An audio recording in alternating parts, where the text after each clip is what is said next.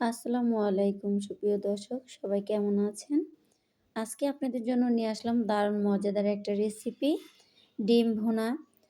আজকে খুব সহজে কিভাবে এই ডিম ভুনাটা করে নিতে পারেন, সেই রেসিপিটাই শেয়ার করব। তাহলে কথা না বাড়িয়ে চলুন শুরু করা যাক। প্রথমত আমি এখানে কিছুটা তেল নিয়েছি। তেলগুলো আমি একটু হিট দিয়ে তারপরে কিছু লবণ দিয়ে ভালো করে হিট দিচ্ছি, কারণ আমি ডিমগুলো প্রথম ভেজে নেব। আর একটা কথা, আমি ডিমগুলো কিন্তু সিদ্ধ করে এভাবে কেচে নিয়েছি। ডিম সিদ্ধ করাটা আপনাদের সাথে শেয়ার করি নাই, কারণ অনেকেই ডিম সিদ্ধ তো সবাই করতে পারি, কম আর বেশি যে যেভাবে খায় আর কি। ডিমগুলো আপনাদের পছন্দ অনুযায়ী সিদ্ধ করে নেবেন, যার যতটুকু প্রয়োজন সেভাবে নেবেন। আমি অনেকভাবে ডিম ভুনা করেছি, কিন্তু এইভাবে কখনো ভুনা করি নাই। কিন্তু একবার বাসায় খেয়েছি এইভাবে ভুনা করে, কিন্তু আমার খুব ভালো লেগেছে। তাই ভাবলাম আপনাদের সাথে একটু শেয়ার করি। আমার ভালো লাগা, খারাপ লাগা সব কিছুই তো আমি আপনাদের সাথে শেয়ার করি। আর আমার রেসিপিগুলো যদি আপনাদের কোনো অংশে একটুও ভালো লেগে থাকে, আমার ভিডিওতে একটি লাইক দিয়ে আমার চ্যানেলটাকে সাবস্ক্রাইব করে দিবেন। যখনই আমি পরবর্তী কোনো ভিডিও আপলোড দিব, সবার আগে আপনি পেয়ে যাবেন। তারপরে আমি এখানে ব্লেন্ডার করা পেঁয়াজ নিয়েছি, আপনারা চাইলে শিলপাটায় বেটেও নিতে পারেন। তারপরে এখানে বড় সাইজের একটা টমেটো আমি ব্লেন্ডার করে নিয়েছি। ওইখানে আমি ১ টেবিল চামচের চেয়ে একটু উঁচা করে নিয়েছি হলো পেঁয়াজ বাটা। যেহেতু এখানে ডিমের পরিমাণটা খুবই কম, এজন্য আমি মশলাটা কমিয়ে দিলাম। আজকের ডিমটা আমি শুধুই কাঁচা মরিচে রান্না করব। আপনারা চাইলে কিন্তু এখানে শুকনো মরিচের গুঁড়া ব্যবহার করতে পারেন, কারণ টমেটোতে তরকারিটা এমনিতেই খুব সুন্দর কালার চলে আসছে। তারপরে স্বাদ অনুযায়ী দিচ্ছি লবণ, কারণ আমি প্রথম লবণ দিয়ে কড়াইটা একটু গরম করে নিয়েছি, এজন্য লবণটা বুঝে শুনে দিতে হবে।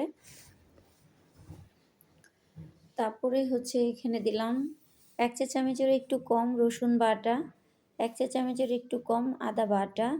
আদা বাটাটা ঢিপে ছিল, তার জন্য এরকম একটু আস্ত আস্ত দেখা যাচ্ছে।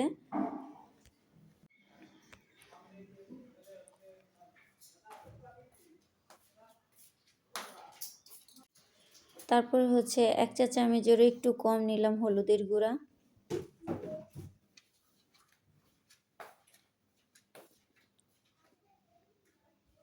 হাফ চা চামচ নিলাম জিরার গুঁড়া। তারপর নিচ্ছি কয়টা কাঁচামরিচ কুচিয়ে মানে মাঝখান থেকে ফেলে নিয়েছি। আপনারা এখানে ঝালের পরিমাণটা বুঝে শুনে দিবেন আপনাদের পছন্দ অনুযায়ী। তারপরে আমি অল্প করে পানি দিলাম। প্রথম কিন্তু আমি যেহেতু পেঁয়াজ বাটা দিয়েছি, এজন্য অনেকক্ষণ তেলের পর কষিয়ে নিয়েছি পেঁয়াজটা। তারপরে অল্প করে পানি দিয়ে তারপর কষিয়ে নিচ্ছি, কারণ মশলা যত কষাবেন খাবারটার টেস্ট ততই দ্বিগুণ বেড়ে যাবে। মানুষের যত বলে যে রান্না ওরটা ভালো আমারটা ভালো না, আপনি একটা জিনিস ফলো করবেন, সেটা আপনার যত পরিমাণে মশলাটা কষাবেন ততই দেখবেন আপনার খাবারের টেস্ট দ্বিগুণ বেড়ে যাবে। তারপরে আমি ডিমগুলো এখানে দিয়ে দিলাম। একটা কথা আপনারা বলতে পারেন, এখানে ৫টা ডিম দিয়েছিল আপু, এখন ৪টা কেন? একটা ডিম বাচ্চারা খেয়ে ফেলেছে, এজন্য ভাবলাম ৪টা ডিমই আপনাদের সাথে শেয়ার করি। আপনারা আপনাদের পছন্দ অনুযায়ী এখানে ডিম ব্যবহার করবেন।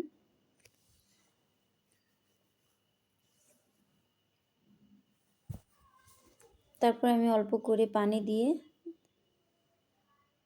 বলক আনিয়ে নেব, কারণ আমি এখানে ডিমে ঝোল করব না, আমি একদম ভুনা ভুনা করব, এজন্য পানির পরিমাণটা কমিয়ে দিলাম।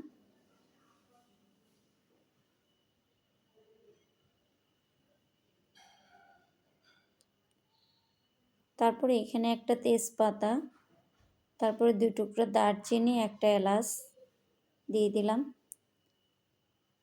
একটা তেজপাতাকে আমি ৪ ভাগ করে দিয়েছি। তারপর অল্প কিছু ধনিয়া পাতা দিলাম। এটা একটা অন্যরকম স্বাদ, এই ডিমটা এইভাবে ভুনা করে দেখবেন, খুবই মুখরোচক হবে এবং খুবই ভালো লাগবে। এভাবে রান্না করে দেখবেন, ১ থালা ভাত অনায়াসে খেয়ে নেবেন। আপনার মাছ মাংসর প্রয়োজন হবে না, এভাবে ডিম রান্না করলে। দেখুন কত লোভনীয় হয়েছে। আল্লাহ হাফেজ।